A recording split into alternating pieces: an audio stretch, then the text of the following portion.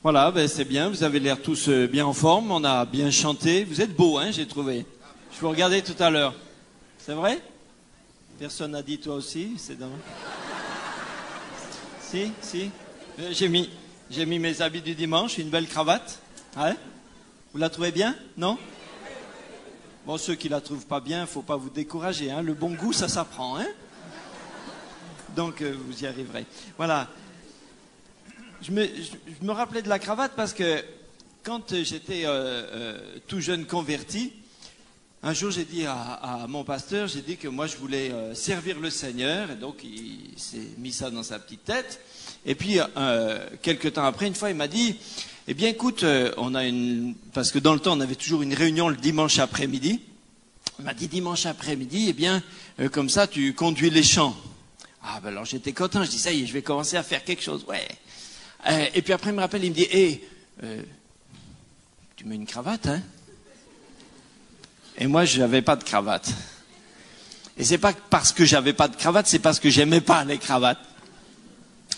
Alors, du coup, ça m'a refroidi.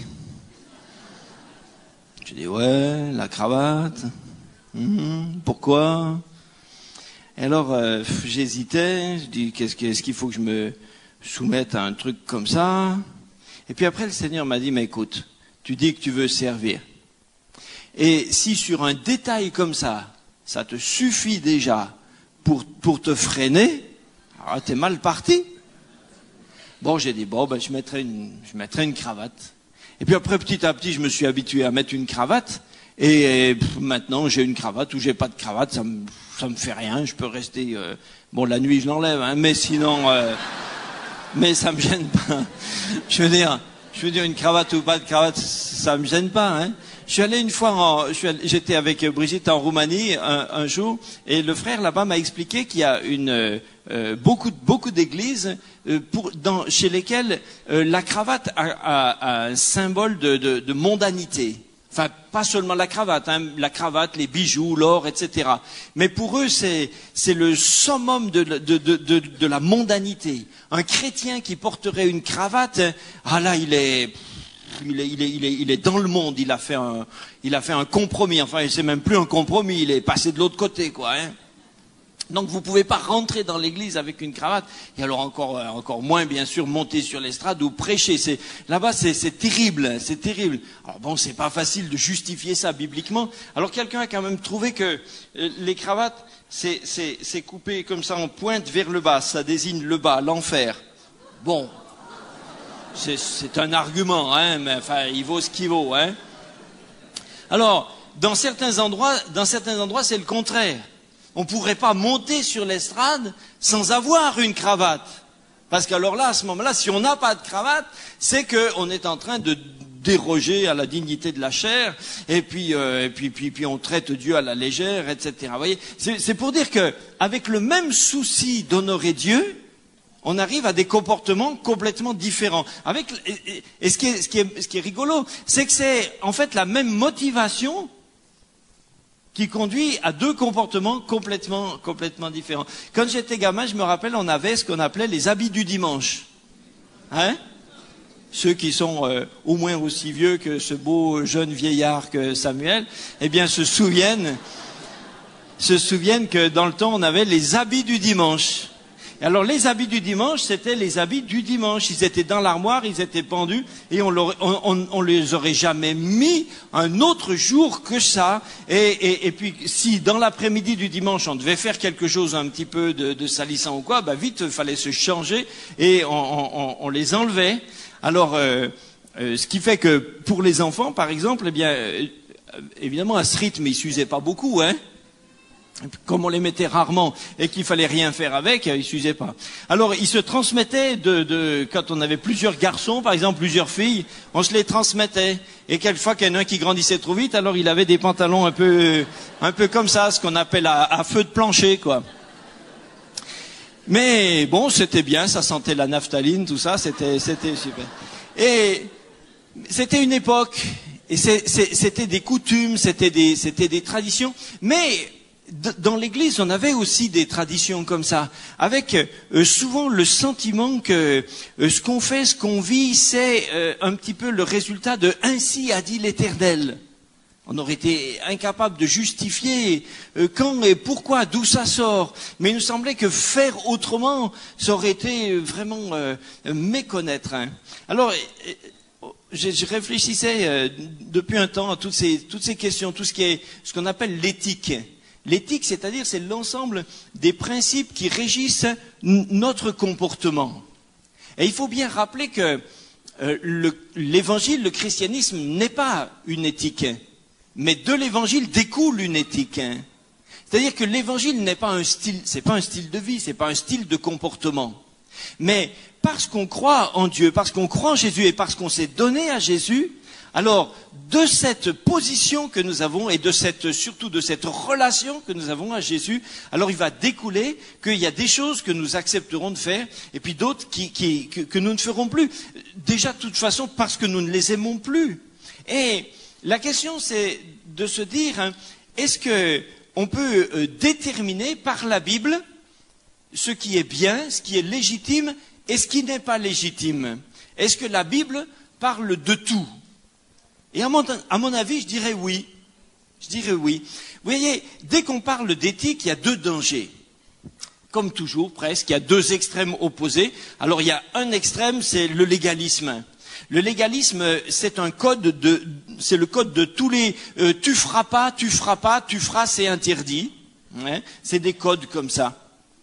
Et assortis bien souvent de conséquences qui sont comme des contrats commerciaux. Si tu fais ça, Dieu te donnera ça. Si tu fais comme ça, Dieu te bénit. Si tu fais pas, Dieu te bénit pas, etc. Et là, on est avec Dieu dans presque un marchandage, en tout cas une notion de mérite. Et ça, c'est étranger à l'évangile. Mais par contre, c'est la base de la religion, au sens global du terme. Hein. Et puis alors, l'extrême opposé, c'est la permissivité, c'est le laxisme.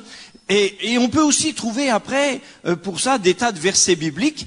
Hein, on peut dire Dieu est tellement grand, Dieu passe par-dessus tout, Dieu bénit, Dieu pardonne toujours. Quelqu'un m'a dit une fois, tout est pur aux yeux de ceux qui sont purs. Vous voyez, alors ça l'arrangeait pour faire comme il voulait. Et voilà. Alors on trouve toujours. Et ça, et les deux dangers conduisent également l'Église et les chrétiens à la mort, mais simplement d'une manière différente. Alors, qu'est-ce que la Bible dit? Et je crois que la Bible, effectivement, nous donne des clés pour trouver la base, la compréhension de nos comportements et de tous les comportements. Bien sûr, souvent, c'est d'une manière indirecte. Il est évident qu'il n'y a pas dans la première épître aux Corinthiens, chapitre 17, un paragraphe qui s'intitule « De la cigarette », par exemple. C'est vrai, il n'y a pas ça. Alors quelqu'un pourra dire « Oui, mais Dieu n'en parle pas, puisque ça n'existe pas. » Si, moi je dis, à un jeune homme qui me disait « Dieu n'a rien dit », je lui disais « La Bible interdit de fumer ». Il m'a dit « Ah bon? Alors dis-moi où? C'est où? Quel verset ?» Je dis « Oui, je vais te montrer. Dieu le dit très clairement. » Parce que Dieu nous a dit que notre corps est fait pour être le temple du Saint-Esprit. Et que si quelqu'un détruit le temple du Saint-Esprit, Dieu le détruira. Or, ça c'est pas moi qui le dis, toute la médecine profane nous dit que fumer détruit le corps. Voilà, donc la Bible nous dit clairement que Dieu est contre. Voyez ? Alors pourquoi demander à Dieu après de nous redire des choses qu'il nous a dit clairement dans sa parole? Il nous les a dit, après il nous laisse libres d'en faire ce qu'on veut en faire. Mais c'est quand même clair, c'est écrit. Alors, ces critères bibliques, plutôt je dirais, avant de parler des critères, je dirais qu'il y a des axes éthiques. Il y a de grands axes. Je vous les cite, j'en ai trouvé 7. C'est pas parce que je voulais faire le coup du chiffre parfait, mais bon, il se trouve que j'en ai trouvé 7. Alors le premier, c'est que nous devons réfléchir à l'éthique. Premièrement, par rapport à Dieu et donc par rapport à sa parole. Le premier, c'est par rapport à Dieu et à la Bible. Parce que Dieu s'est exprimé. Et il y a beaucoup de choses, d'un point de vue éthique, qui sont clairement écrites dans la parole de Dieu. C'est clair, c'est net. Il y a des choses où Dieu s'est prononcé. Par exemple, Dieu dit, tu ne voleras pas. Voilà. Bon, donc après, c'est clair. Ça veut dire que tout ce qui est assimilable au fait de voler, eh bien, c'est pas éthique. Quand je venais de me convertir, je faisais mon service militaire et il me donnait royalement 210 francs par mois. Or, je travaillais toute la journée parce que, ouais, comme j'étais classé antimilitariste, ils m'ont mis à la planche, j'ai fait 11 mois de planche. Bon. Alors, sur 12 mois, hein, pas tout, hein. Et donc, comme je faisais la planche, je trouvais que je faisais un boulot et qu'on me payait pas. Je disais, ils me volent. Alors, tous les soirs, j'emmenais un peu quelque chose. Et, bah oui, je me montais, quoi. Alors, après, je me justifiais, mais je venais de me convertir. Notez, j'étais chrétien. J'étais réellement chrétien, mais j'avais pas tout compris. Alors, je me justifiais, mais j'avais de plus en plus je lisais la Bible, plus j'avais de la peine à me justifier, plus mes arguments devenaient compliqués, quoi. Hein. Un jour, c'est comme si Dieu m'avait dit, écoute, ce que tu as pris là, c'est à toi ou c'est pas à toi? Ben, j'ai dit, c'est pas à moi. Ben, Dieu m'a dit, alors c'est du vol. Alors, j'ai tout remis dans un gros sac, j'ai prié, je dis, Seigneur, permets que je me fasse pas prendre en le remettant. Et j'ai tout ramené, j'ai tout remis dans les rayons, tout ça, hop, et c'était fini. Et depuis, je vole plus du tout, vous pouvez être tranquille, vous me fréquentez, vous n'avez pas de problème. Alors, mais la parole de Dieu donne sur certains points des axes éthiques qui sont très clairs. Il y a un deuxième axe, c'est par rapport au diable et par rapport au monde spirituel mauvais. Il y a des choses qui, la Bible nous montre que tout ce qui nous met en relation, en communion avec le monde spirituel mauvais doit être proscrit. Par exemple, tout ce qui est divination, etc. Alors vous pourrez toujours trouver un mode de divination qui n'est pas écrit dans la Bible 1. Mais parce que la Bible s'exprime clairement sur ce sujet, vous savez que vous ne devez pas y toucher. La Bible, par exemple, ne condamne pas la divination par le marc de café, des choses comme ça. Mais ça fait partie de quelque chose qui est mauvais, ou travailler à produire un film occulte, ou travailler à aider un groupe de musique qui se déclarerait publiquement satanique, par exemple. Quelqu'un ne pourrait pas dire, ah, moi je travaille pour ça, mais bon, c'est juste mon boulot, etc. S'il aide à un produit qui sert à la propagande pour le diable, d'un point de vue éthique, c'est pas raisonnable. C'est pas défendable. Il doit arrêter. Vous voyez, il y a des choses. Le troisième point, je vais un peu vite, le troisième point, l'axe de recherche, c'est par rapport au monde. Là, c'est un petit peu plus difficile parce que la notion du monde, bien sûr, globalement, on est d'accord, c'est l'organisation humaine de l'humanité qui veut se passer de Dieu et qui est contre Dieu. Okay. Après, qu'est-ce que ça veut dire? Être dans ce critère que Paul appelle de non-conformité au monde. Ne vous conformez pas, et c'est quelquefois un peu moins facile. Par exemple, dans le monde, on trouvera que les gens trichent facilement. Alors, vous avez par exemple des gens sur leur lieu de travail, bon ben ils ont à un moment, ils ont besoin de 2-3 jours pour faire quelque chose. Bon ben ils vont voir leur médecin, ils se font porter pâle, et puis et voilà, puis ils ont pris 2-3 jours, ils sont à l'assurance, et puis on dit mais tout le monde le fait. La Bible nous dit ne vous conformez pas aux manières de faire des gens qui sont autour de vous. Ce n'est pas bien. Même si tu estimes que ton patron te vole, et même si c'est vrai, tu n'as pas à te conformer à une manière de faire comme ça. Notre devoir, alors le grand principe, c'est, Jésus l'a posé d'une manière double, il a dit, vous êtes dans le monde, mais vous n'êtes pas du monde. Mais souvent dans l'Église, on n'a retenu que la partie qui disait, vous êtes pas du monde. Donc, on était souvent arrivé seulement à une notion de retrait. Il fallait tout éviter, tout se prémunir de tout et faire. Et les chrétiens ont vécu dans certaines églises pendant un temps dans ce que j'appelle des monastères éclatés. C'est-à-dire avec une pensée monastique. Hein. La seule chose où ils étaient, eux, c'est quand ils sont dans l'église, dans la cellule de prière, etc. Mais pour le reste, après, ils baissent les yeux, hein, ils vont au boulot, ils baissent les yeux, ils arrivent à l'église, ah, tout d'un coup, ça y est. Ah, ça y est, ils respirent. Ils vivent comme s'ils étaient retirés, exclus, séparés. Mais c'est oublier que Jésus dit, mais vous êtes dans le monde. Donc ce principe est autant un principe de non-conformité qu'un principe d'ouverture. Et c'est seulement l'équilibre des deux qui fait de nous des chrétiens adultes. Un quatrième point de recherche, c'est de déterminer ce qui est neutre.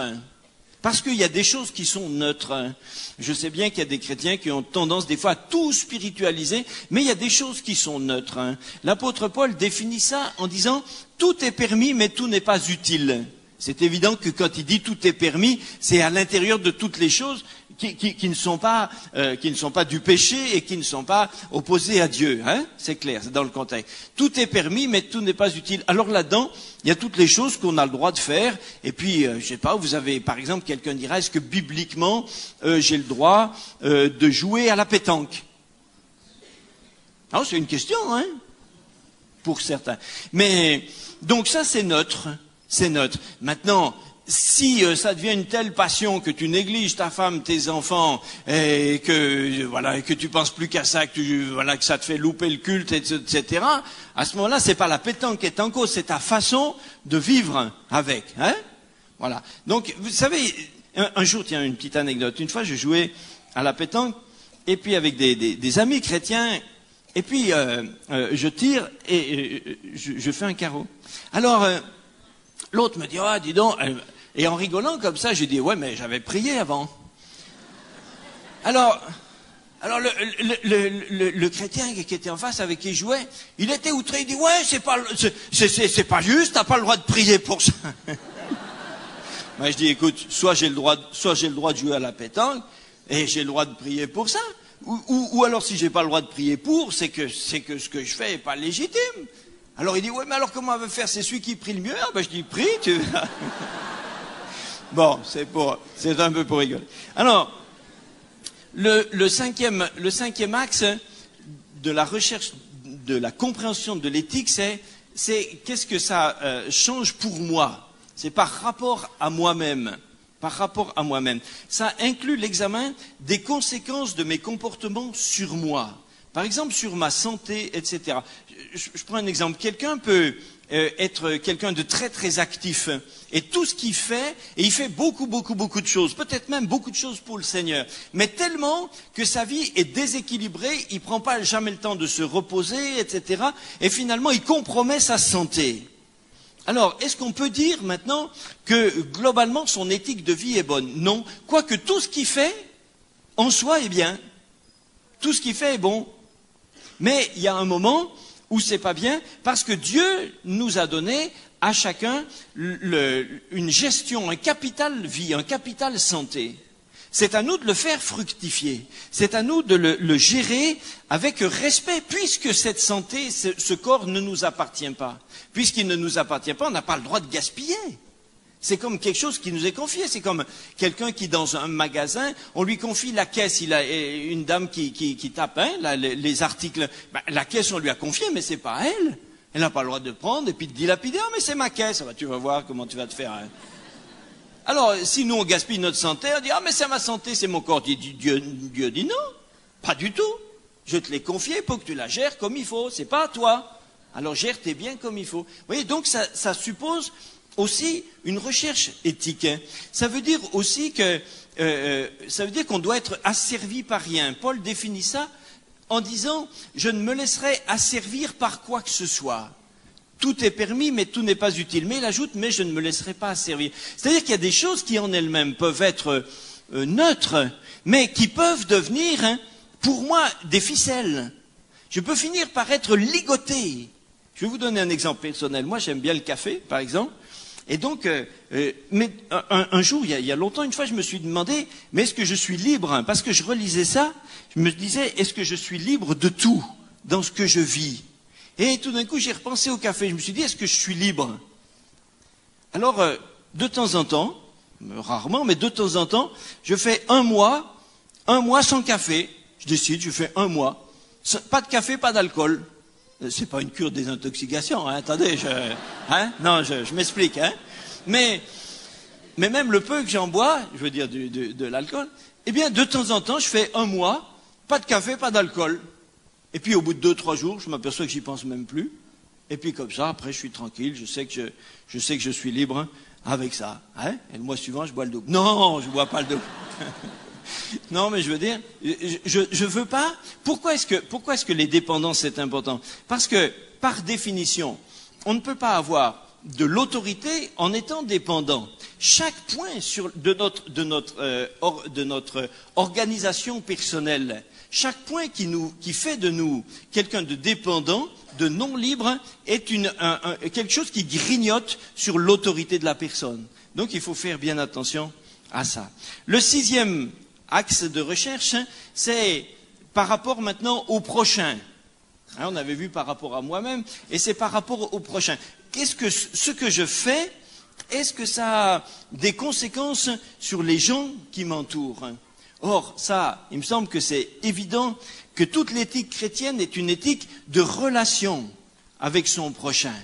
L'essentiel dans la vie chrétienne, dans le comportement chrétien, c'est l'amour, c'est la charité. Donc, ça veut dire que l'éthique chrétienne se préoccupe de ceux qui sont autour de nous. Si quelqu'un pouvait dire, par exemple, dans ma vie est remplie de choses qui sont neutres ou qui sont bonnes pour moi. Mais si quelqu'un ne peut pas dire, dans ma vie, il y a des choses qui sont bonnes pour les autres, globalement, son éthique est mauvaise. Parce que ça veut dire qu'il fonctionne pour lui-même. Peut-être qu'il peut se flatter de ne faire de mal à personne, mais ça, c'est pas la vie chrétienne. Ça, c'est pas la vie chrétienne. La vie chrétienne ne consiste pas à ne faire du mal à personne. La vie chrétienne consiste à aimer les gens. Et la charité, par définition, c'est actif. De la même façon que la foi sans les œuvres est morte, la charité sans les œuvres est une illusion. Quelqu'un qui dirait « j'aime les autres, mais je vais à la pêche, tout seul ». Il aime surtout le poisson. Vous voyez? Non, il faut être clair. Donc, l'éthique nous fait nous demander ce que nous vivons par rapport aux autres. Ça suppose aussi qu'on va respecter les autres, qu'on va les aimer et les respecter. C'est dans ce sens que Paul dira souvent qu'il nous faut nous faire tout à tous et qu'il nous faut nous adapter aux gens qui sont là et nous adapter pour ne pas les choquer. Paul prendra par exemple l'exemple de la viande. Il dit moi je suis libre, je peux manger de n'importe quelle sorte de beefsteak ou de quoi, mais c'est pas un problème. Mais si je rencontrais quelqu'un pour qui ça soit un problème, et pour qui ça serait un problème de conscience, ça va le tracasser, etc. Mais tant que je suis avec lui, je mangerai pas de viande. Voilà. C'est une adaptation. C'est de la condescendance dans le bon sens du terme, dans le bon sens du terme. Donc notre vie notre vie est axée vers les autres. Et enfin, le dernier point, c'est un petit peu plus large encore que notre prochain, c'est par rapport globalement à la société.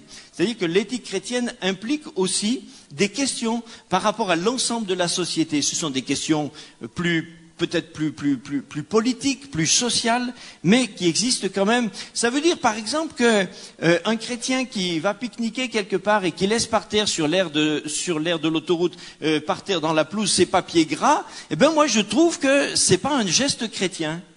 Vous voyez? Parce que nous vivons avec des gens, nous vivons dans une société. L'évangile est individuel, mais l'évangile est aussi une solidarité avec l'humanité que Dieu a créée. Alors, voilà, ça c'est juste un petit peu les axes de recherche. Si vous voulez, après, dans la Bible, on trouve des critères de base. Et puis après, il faut prendre chaque cas, point par point, et puis se demander, est-ce que ça on a le droit, est-ce que ça on a le droit, est-ce que ça on n'a pas le droit? Quand j'étais au Tchad, une fois, j'ai reçu un petit papier où quelqu'un m'avait dit que quelqu'un était contre les jeux de cartes, jouer aux cartes.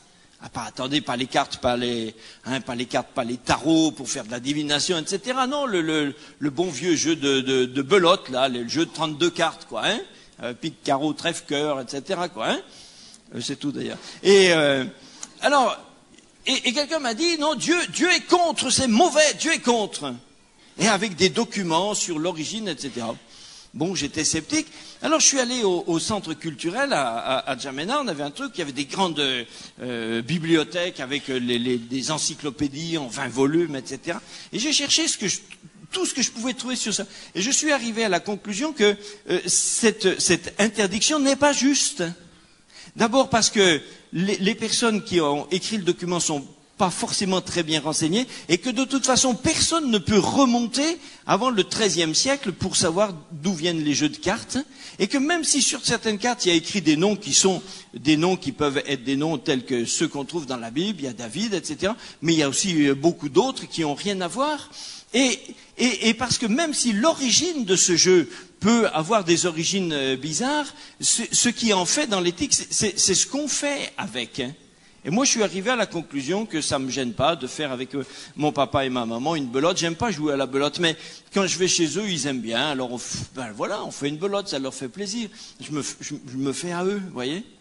Maintenant, si un jeu de cartes avait servi à faire de la divination, à tirer les cartes à quelqu'un, moi, dans ces cas-là, je dis, prenez ce jeu de cartes, puis mettez-le à la poubelle. Hein, c'est pas la peine de garder des choses qui ont été un point de contact avec quelque chose d'occulte. Mais le jeu lui-même, vous voyez, et je pense qu'il y a eu un temps où on a fait beaucoup d'interdits sans base biblique, sans pouvoir expliquer des choses. Par exemple, quelqu'un m'avait condamné aussi de jouer avec des dés. Parce que les dés, ça sert aussi à tirer au sort. Et les soldats ont tiré au sort les vêtements de Jésus, etc. Mais avec ça, vous pouvez tout peut être condamné. On peut aussi utiliser l'usage de la monnaie, puisque c'est avec de l'argent que Judas a été payé. On peut aussi, vous voyez, vous pouvez tout, après on peut tout ôter. Et il faut faire attention que notre connaissance de l'éthique, nos positions éthiques, ne soient pas simplement après quelque chose qui nous restreigne et qui nous vole la liberté glorieuse que nous avons en Jésus-Christ. Hein. Il faut faire attention que nous ne perdions que parce que nous avons envie de la sainteté de Dieu, nous ne l'échangions pas contre quelque chose qui finalement est de la crainte. Hein. Vous voyez, quelquefois, par exemple, dans les principes bibliques, je vais très vite, dans les principes bibliques, il y en a un qu'il faut bien comprendre, c'est que la valeur d'un fait qui est raconté dans la Bible n'est pas forcément un modèle absolu. Par exemple, on va nous décrire comment Jésus était habillé, hein, et ça ne devient pas pour nous, pour les hommes aujourd'hui, ça ne devient pas pour nous une norme de la façon dont nous devrions nous habiller aujourd'hui. C'est seulement une référence. Savez-vous que le pantalon a été introduit par les cavaliers mongols qui sont arrivés au temps des grandes invasions. Et à cause de ça, c'était les premiers qui portaient des pantalons, à cause de ça, pendant un temps, l'Église de l'époque avait condamné le port du pantalon par les hommes. Vous comprenez, je veux dire.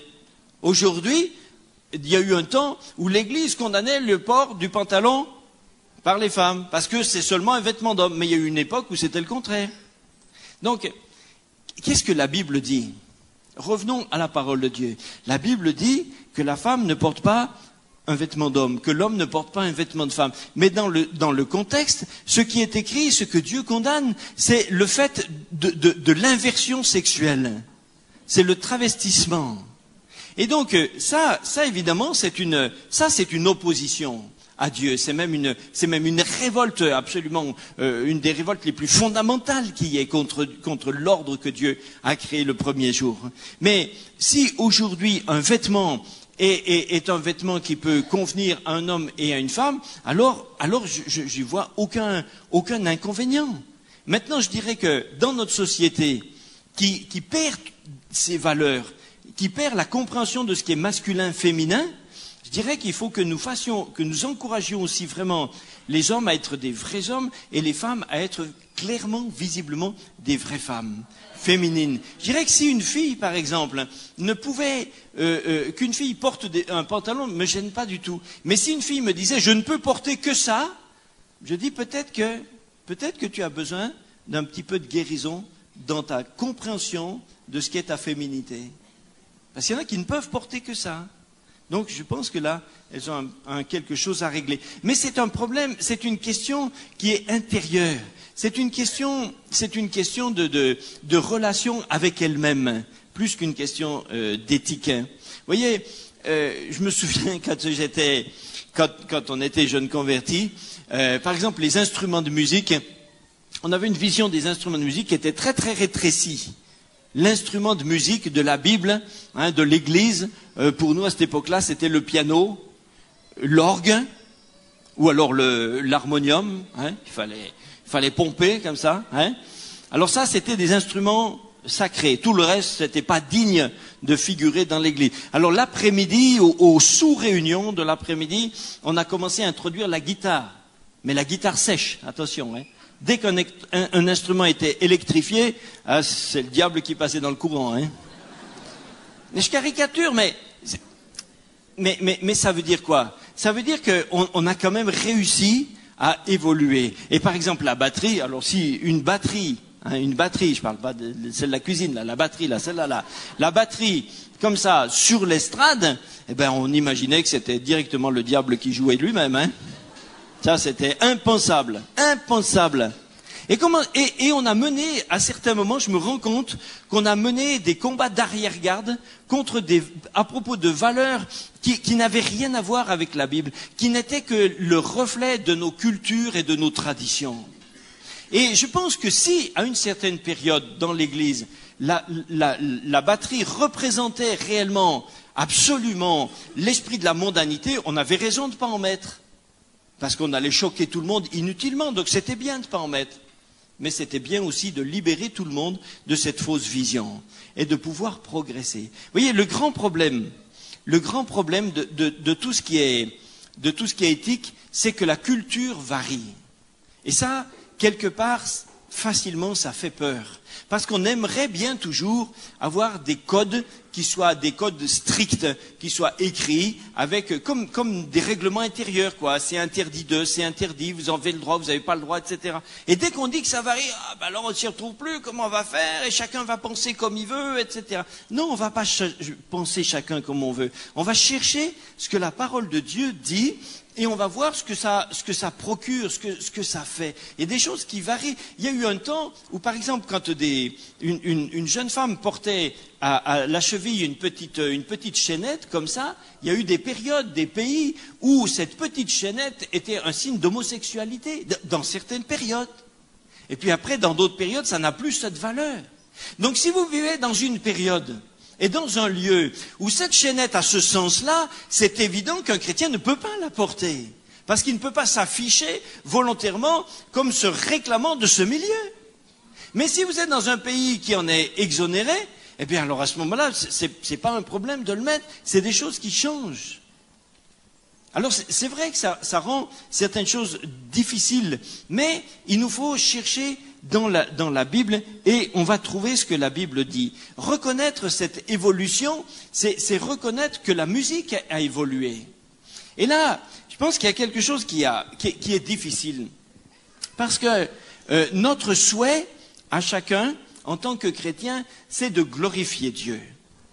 Et parce que nous voulons glorifier Dieu, nous ne voulons pas donner l'avantage à l'adversaire. Nous ne voulons pas que la mondanité, l'esprit du monde, puisse rentrer dans l'Église. Mais qu'est-ce que l'esprit du monde?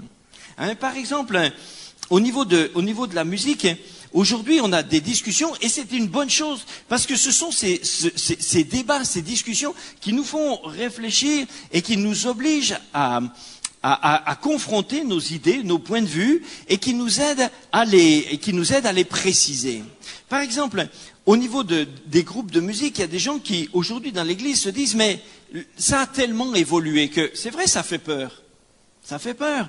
Parce que, en très peu de temps, notre monde est un monde dont l'évolution s'est emballée. Avant, pendant des siècles, les gens vivaient la même chose d'une génération à l'autre. Un grand-père vivait exactement la même vie que son arrière-petit-fils. Les outils de travail ne changeaient pas, le monde ne changeait pas, les moyens de transport, rien ne changeait, la société était la même. Et puis petit à petit, avec l'ère industrielle, l'accélération s'est précipitée. Et maintenant, avant une génération c'était 40 ans, puis après c'était 20, puis c'était 10. Maintenant les jeunes de 10 ans d'écart ne se reconnaissent plus dans la même génération. Leur vie change, le monde change. Regardez, aujourd'hui, on a presque tous des portables. Quand les premiers sont apparus, ils étaient gros comme ça, avec une antenne comme ça. Et puis on avait l'impression que qu'on était rentré dans la science-fiction. Aujourd'hui, on est là, on a nos portables, machin, et puis voilà, puis ça nous paraît tout normal, tout évident. Mais ces changements troublent. Alors, quand on voit des styles musicaux arriver qui sont différents, eh bien, quelquefois, c'est inquiétant d'évoluer. Et on se dit, est-ce qu'en évoluant, est-ce qu'on n'est pas en train de perdre ce que Dieu nous a donné? Je voudrais vous dire comment je vois la chose. Moi, je vois la chose comme ça. Je me dis, si l'Église se met à vouloir adapter ses modes musicaux à ce qui se fait dans le monde en disant, on va s'adapter à eux pour les appâter, alors je pense que là, elle fait quelque chose qui est complètement faux. Maintenant, si l'Église dit, ces gens ont un langage, la jeune génération maintenant a un langage. Si nous voulons lui parler un langage qu'elle comprend, il faut que nous adaptions notre langage à celui qui peut comprendre. Et c'est dans ce sens-là que je crois que Paul dit de se faire tout à tous. Non pas comme un compromis pour pouvoir appâter les gens, pour faire une espèce de stratégie commerciale, parce que nous les aimons, on leur parler dans un langage qu'ils comprennent, qui soit le leur, qu'il faut avec un langage de jeunes et avec une la leur. Et c'est dans cela que je crois que Dieu agit. Quand Jésus est descendu du ciel, il est venu en nous parlant un langage qu'on pouvait comprendre. Parce que Dieu est le communicateur. Dieu est le prédicateur. Je crois que c'est Luther qui disait ça. Dieu est le prédicateur. Dieu sait communiquer. Donc il sait parler à chacun selon sa façon de comprendre, selon sa culture. Dieu s'est adapté. Quand Jésus est venu sur la terre, il s'est adapté. Il a parlé la langue que les gens, que ses interlocuteurs pouvaient comprendre. Et non seulement la langue, mais la culture, la façon d'être.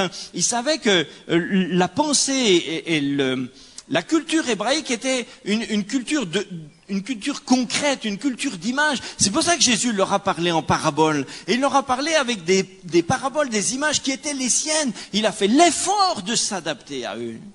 Quand l'apôtre Paul a parlé aux Athéniens, à l'Aréopage, il était en train de parler à l'intelligentsia de ce moment-là. Il parlait aux grosses têtes, il parlait aux pontes de l'intellectualisme de ce temps. Alors il leur a parlé un langage de cette sorte.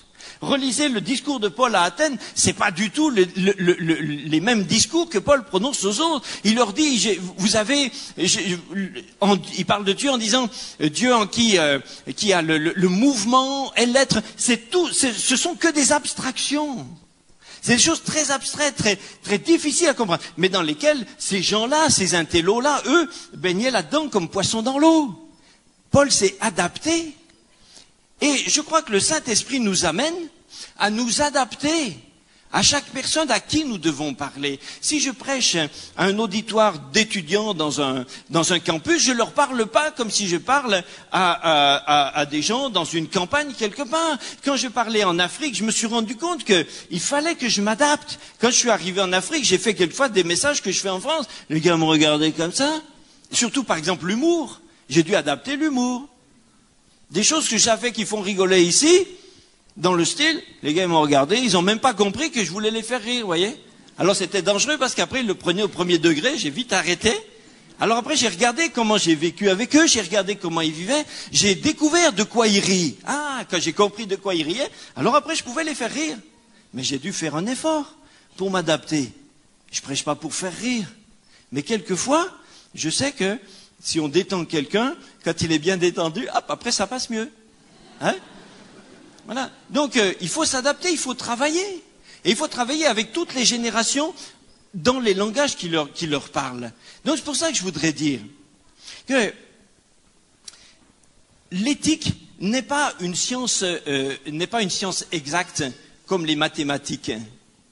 Parce que certaines choses varient. Par exemple, pourquoi Dieu, dans la loi, a interdit que les Juifs se rasent les coins de la barbe? Est-ce que Dieu détestait? Est-ce que Dieu a des manies comme ça vestimentaires? Il détestait, dis les coins de la barbe rasés, non, je trouve c'est moche. Donc dit Moïse, tu mettras, c'est interdit. Est-ce que c'est ça? Non, mais parce que dans l'époque, des cultes païens étaient célébrés par des prêtres idolâtres, dont c'était le mode de reconnaissance. Donc Dieu leur dit, vous ne vous mettrez pas en relation avec ces gens, vous ne leur ressemblerez pas. Dieu donne donc un ordre éthique qui était relatif à une circonstance. Mais si aujourd'hui quelqu'un, on porte moins la barbe aujourd'hui, mais ceux qui portent la barbe, si vous voulez couper les coins, allez-y, c'est pas un problème. Moi je serais vous, j'enlèverais tout. Mais bon, ça, chacun fait comme il veut. Frères et sœurs, notre amour du prochain doit nous conduire à l'aimer tellement que nous voulons le rejoindre là où il est. Est-ce que vous croyez que c'était très éthique pour ceux pour qui c'est rétréci, quand Jésus allait manger avec des prostituées pour leur parler? Quand Jésus allait manger chez des publicains qui étaient connus comme étant des comment on appelait ça nous, des collabos. Les publicains, c'est les collabos pendant la guerre. C'est les gars qui sont de l'intérieur du pays et qui collaborent avec l'occupant pour lui ramener encore les sous, nos sous. Alors, attends, on va l'attraper celui-là. Voilà. Alors, mais Jésus l'a fait parce qu'il les a rejoints là où ils étaient. Il leur a parlé un langage qu'ils comprenaient. Et quand on voit une femme de mauvaise vie, et quand c'est l'évangile qui dit de mauvaise vie, on a tout dit, mais quand on voit cette femme qui a été bouleversée parce que Jésus l'a aimée, et qui a pu offrir un sacrifice d'adoration en offrant ce parfum qu'elle a répandu, en signe vraiment elle avait été changée, tellement bouleversée. C'est magnifique. Mais il fallait lui parler un langage qu'elle puisse comprendre. Frères et sœurs, nous sommes une église, et l'église de Jésus-Christ, c'est un monde extraordinaire. C'est un monde fantastique. Le monde de l'extérieur ne peut pas connaître ça.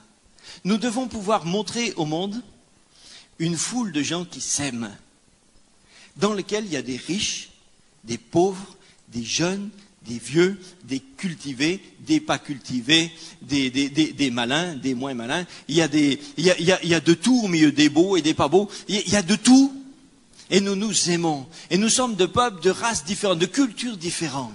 Et il faut que nous puissions apprendre comme ça à former quelque chose. Et c'est dans ça que Jésus dit, mais si vous vous aimez comme ça, mais les gens du dehors verront que vous êtes mes disciples, parce que vous vous aimez de cette sorte d'amour.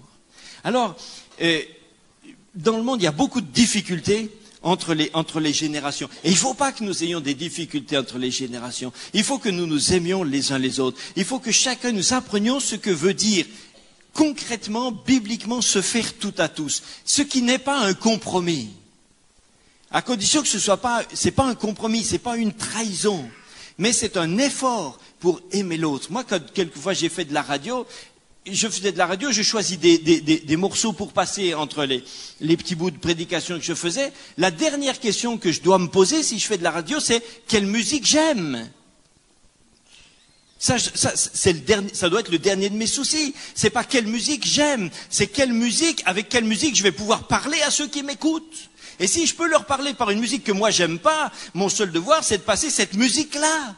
C'est pas de me passer à moi la musique que j'aime. C'est de leur passer à eux la musique qu'ils vont comprendre, celle qui va leur parler, celle qui va les toucher. Peut-être que moi elle me laisse complètement indifférent. Il nous faut parler à chacun ce qui comprend. Frères et sœurs, excusez-moi, je suis long, j'ai dépassé. J'aimerais, mardi soir, je vais continuer un petit peu sur ce thème. On verra d'autres points. Et petit à petit, je pense que ça nous aide à comprendre que ces points ne sont pas des points, c'est pas, encore une fois, c'est pas permis, interdit. Ce qu'il nous faut, c'est rentrer dans la pensée de Dieu. Ce qu'il nous faut, c'est rentrer dans le cœur de Dieu, comprendre comment Dieu fonctionne, qu'est-ce que Dieu cherche, qu'est-ce que Dieu aime. Et c'est ça qui nous rend après dynamique et réellement charitable.